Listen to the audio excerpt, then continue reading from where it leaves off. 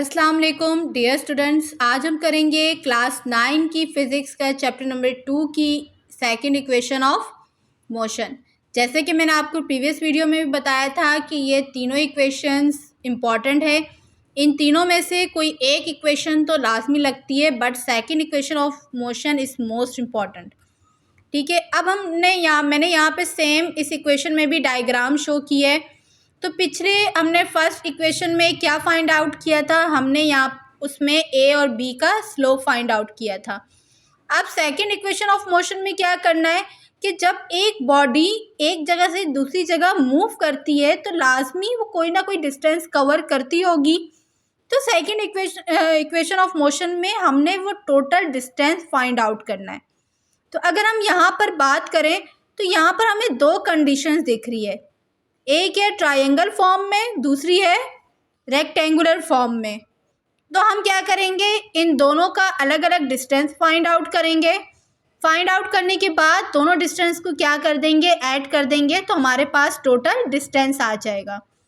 तो यहाँ पे जैसे मैंने स्टेटमेंट लिखी, the total distance as travel by a body is equal to the area O A B D. तो अगर हम इस टोटल एरिया के देखें तो क्या है, ओ ए बी डी। तो अब हम क्या करेंगे, इसको दो पोर्शन में तकसीम कर देंगे। एक पोर्शन हमारे पास हो जाएगा ए बी और सी, और दूसरा क्या हो जाएगा ओ ए सी और डी। सबसे पहले इन दोनों का अलग अलग फाइंड आउट करेंगे। फाइंड आउट करने के बाद दोनों को क्या कर देंगे, ऐड कर देंगे। तो यहाँ हमने स्टेटमेंट लिखी, total distance S is equal to area of O A C D plus area of A B C. सबसे पहले हम फाइंड आउट करेंगे area of O A C D. तो हमने यहाँ लिखा area of O A C D. अब क्योंकि यहाँ पे रेक्टेंगुलर की बात हो रही है, तो रेक्टेंगुलर में आपको पता है कि टू साइड्स इक्वल होती हैं। तो यहाँ पे क्या होगा, ए ओ जो है वो बराबर है किसके, सी और डी के। इसी तरह ए सी जो है वो बराबर है किसके, ओ और डी के। तो फॉर्मूला क्या होता है, लेंथ मल्टीप्लाई बाय ब्रेथ। तो यहाँ लेंथ क्या है, ए ओ। तो हमने यहाँ पे क्या लिख दिया, ए ओ मल्टीप्लाई बाय ब्रेथ क्या है, ओ डी। तो हमने लिखा मल्टीप्लाई बाय ओ डी। अगर हम ओ ए की बात करें तो ये किसके इक्वल है, इनिशियल वेलोसिटी के।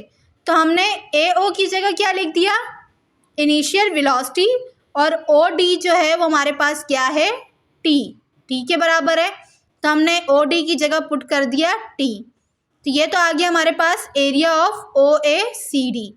अब हम फाइंड आउट करेंगे area of A B C. हमने लिखा area of A B C. अब क्योंकि हम ट्रायंगल का एरिया फाइंड आउट कर रहे हैं तो इसका फॉर्मूला होता है 1/2 लेंथ मल्टीप्लाई बाय ब्रेथ। तो अगर हम यहाँ लेंथ की बात करें और ब्रेथ की, तो लेंथ क्या है हमारे पास बी सी और ब्रेथ क्या हो जाएगा ए सी। तो इट मीन्स इस A B C is equal to 1/2 A C multiply by B C. अगर हम यहाँ पे देखें, ए सी जो है वो बराबर है ओ डी के। मैंने यहाँ पे स्टेटमेंट भी शो की है कि ए सी जो है वो बराबर है किसके, ओ डी के। तो अगर हम ओ डी देखें तो ओ डी किसके बराबर है, टाइम के। तो हम यहाँ पे क्या करेंगे, ए सी की जगह टी पुट कर देंगे। अब बात आती है बी सी की। तो हमने फर्स्ट इक्वेशन ऑफ मोशन में पढ़ा था कि एक्सेलरेशन जो है वो बराबर होता है परपेंडिकुलर अपॉन बेस के, it mean B C upon A C. तो ए सी हमारे पास क्या है, टी। तो हमने ए सी की जगह क्या पुट कर दिया, टी। अब ये टी यहाँ पे डिवाइड हो रहा था, ए के साथ जाके क्या हो जाएगा, मल्टीप्लाई। तो बी सी की वैल्यू क्या आ जाएगी, ए टी। तो हम यहाँ पे बी सी की जगह क्या पुट कर देंगे, ए टी। अब यहाँ पे इसको मल्टीप्लाई करेंगे तो हमारे पास आंसर क्या आ जाएगा, area of A B C equal to half A T square. अब दोनों हमारे पास एरिया आ गए। तो अब हम क्या करेंगे, putting this value of area of O A C D and area of A B C, कि अब हम इन वैल्यूज़ को पुट करेंगे किस फॉर्मूले में, टोटल डिस्टेंस वाले फॉर्मूले में। तो मैंने यहाँ पे फॉर्मूला शो नहीं किया, बट आप यहाँ पहले फॉर्मूला शो कीजिएगा, ये वाला देन उसके बाद वैल्यूज़ को पुट करेंगे।